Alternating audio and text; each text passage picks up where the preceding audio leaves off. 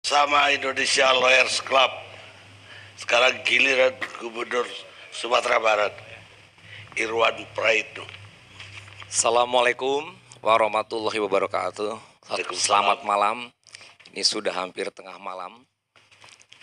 Pak Karni, para narasumber dan pemirsa yang saya hormati, izinkan saya juga ingin agak sedikit lain dengan baca pantun nih Pak Karni. Pertama ucapan terima kasih saya diundang di ILC. Bango putih terbang ke ladang, terbang bersama seperti balap. Terima kasih saya telah diundang dalam Indonesia Lawyer Club. Ini tepuk tangannya bisa sekian puluh kali nih, karena banyak pantun mau saya baca nih. Elok ke Cakung naik Metro Mini, ke Kalimalang naiklah Patas. Saya tersanjung diundang ke sini, apalagi diundang Bapak Karni Ilyas. Jadi saya memang sengaja membiasakan pantun ini sebagai membudayakan dan melestarikan budaya kita juga. Untuk Pak Karni ada dua pantun buat Bapak nih. Elok digoni letakkan pinang, dibawa keranjang terasa berat. Memang Pak Karni orang Minang, dikenal orang di Sumatera Barat. Warna-warni sebatang janur, diikat dengan tali benang. Kalaulah Pak Karni calon gubernur, diperkirakan pasti menang. Cuman dia nggak jadi calon, jadi nggak bakal menang nih kan. Kemudian saya juga tidak ingin mengomentari Ibu Puan Maharani, karena saya juga kenal baik dengan beliau, kenal juga dengan Pak Ahmad Basyara, teman-teman di PDIP waktu saya di DPR banyak satu komisi. Tapi saya berikan apresiasi atas ungkapan teman-teman untuk menjelaskan. Tapi kami tidak ingin menjelaskan dalam konteks hari ini. Anak bina seorang tuan bercengkerama di tepi pantai. Saya kenal baik Ibu Puan, sama-sama orang partai. Sehingga yang menafsirkan silakan Ibu Puan sendiri. Saya tetap berpadang positif. Dan juga ucapan terima kasih, kami didoakan. Dan juga kalau ada salah tentu kita perbaiki. Terasa sungkan bila dipertemukan, nampak sikap begitu reaktif. Hanya Ibu Puan yang bisa menafsirkan, saya tetap berpandang positif. Kemudian bango putih mencari makan, masuk ke paruh ikan mas koki. Terima kasih, sumbar telah didoakan. Ada yang salah kita perbaiki. Jadi semuanya kita pandang positif. Cuman topik sumber belum Pancasila ini yang saya akan coba jawab. Sumber berarti ada dua. Pertama Pemdanya dan yang kedua masyarakatnya. Apakah Pemda baik provinsi maupun kota kabupaten belum Pancasilais? Maka saya akan tegaskan pastilah Pancasilais, tidak akan mungkin keluar dari Pancasilais. Dari segi dalil-dalil banyak sekali, Undang-Undang Nomor 12 tahun 2011. Jadi untuk peraturan perundangan itu harus menjadikan sumbernya adalah Pancasila. Undang-Undang Dasar 45 pasal 67, kita kepala daerah wajib memegang teguh dan mengamalkan Pancasila, melaksanakan Undang-Undang Dasar 45. Ini perintah Undang-Undang Dasar 45. Permendagri 80 tahun 2015, kemudian diubah jadi Permendagri 120 tahun 2016.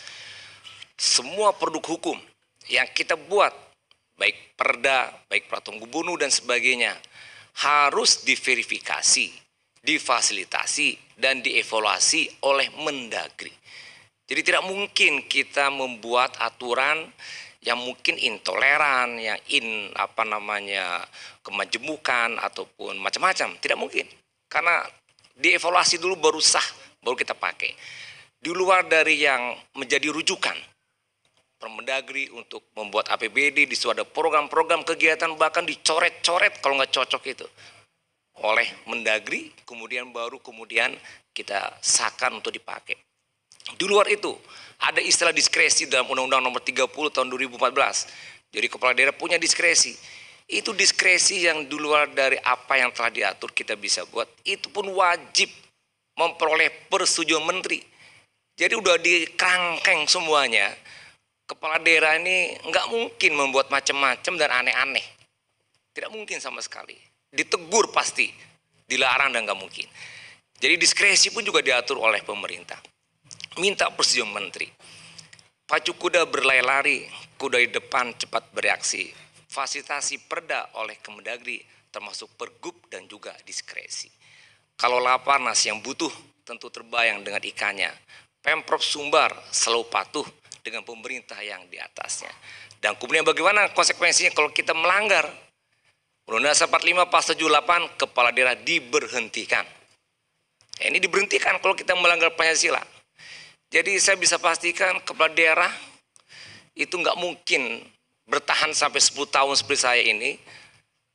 Kalau saya melanggar Undang-Undang 45, baik staf kami dan juga seluruh pejabat, dan juga termasuk Bupati Wali Kota di Sumatera Barat.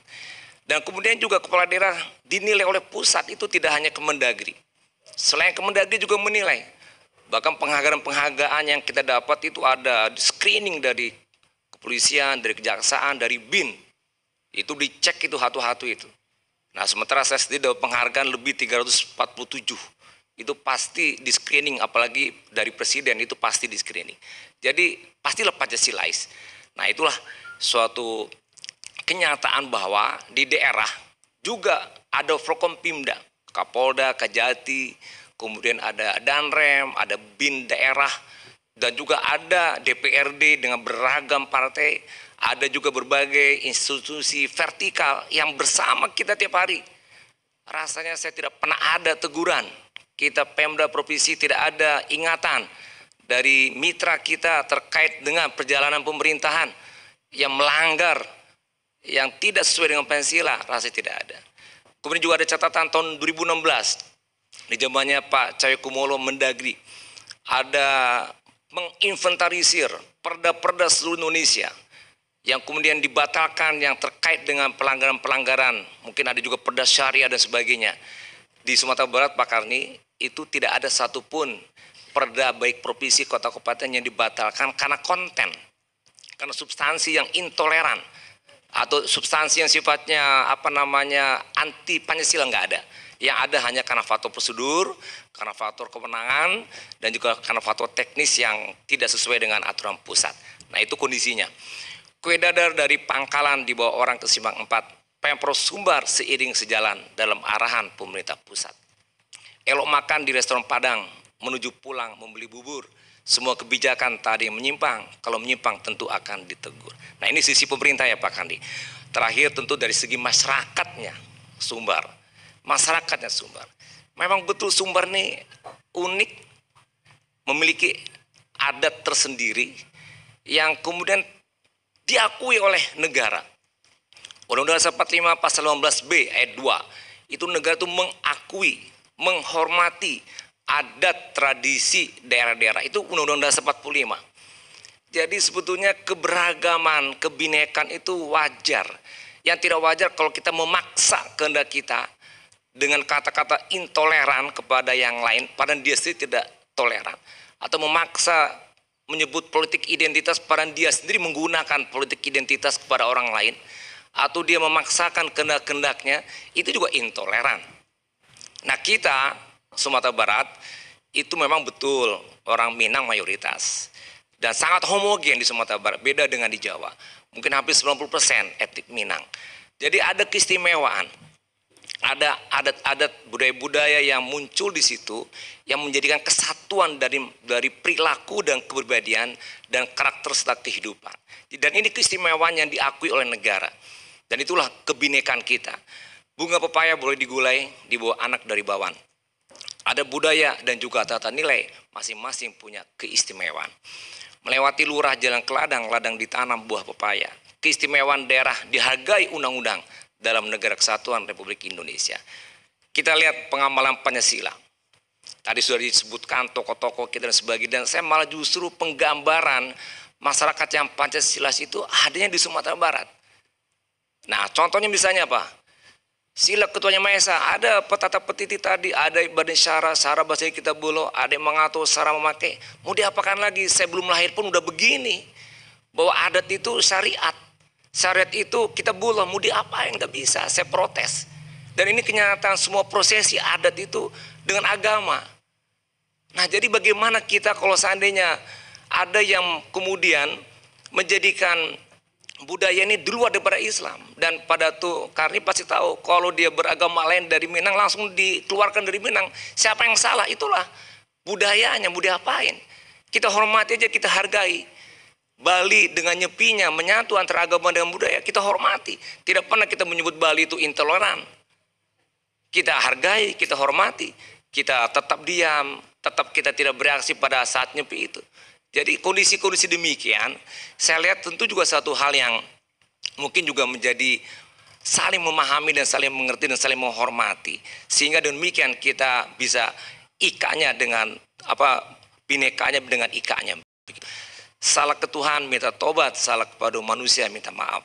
Kesudahan adat kabalerung, kesudahan manusia ke akhirat. Ini juga contoh ya ABS SBK yang menjadi satu temurun dan bagian dari budaya yang ada di Sumatera Barat. Buah nangka, buah belimbing, ubi keledai dibelah-belah. ABS SBK sudah mendarah daging. Ada bahasa Sara bahasa kita pula. Kemudian kemanusiaan yang adil dan beradab. Seiti sayam, sesaki sasanang, sahino samalu, manan ado samu dimakan, nan indah samu dicari. Ini pun juga menggambarkan bagaimana sila kedua. Sila ketiga Persatuan Indonesia. Tadi sudah sering disebut, di mana bumi dipijak, di situ langit dijunjung, di Pace Arek, di Gangam Taguah, Bidu lalu Kiamang Batawi. Banyak lagi Pak Karnis, saya rasa tahu betul Bapak. Ini menggambarkan kesatuan, kebersamaan, saling berdampingan, dan buktinya saya mendatangi dan kita tahu orang Minang adalah perantau, tidak ada satupun di mana orang Minang berada di rantau konflik. Sebutkan kepada saya di mana ada konflik. Tidak ada.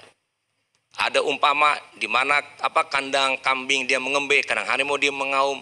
Begitulah sangat adaptif dan sangat toleran. Sehingga demikian tidak ada konflik sebetulnya.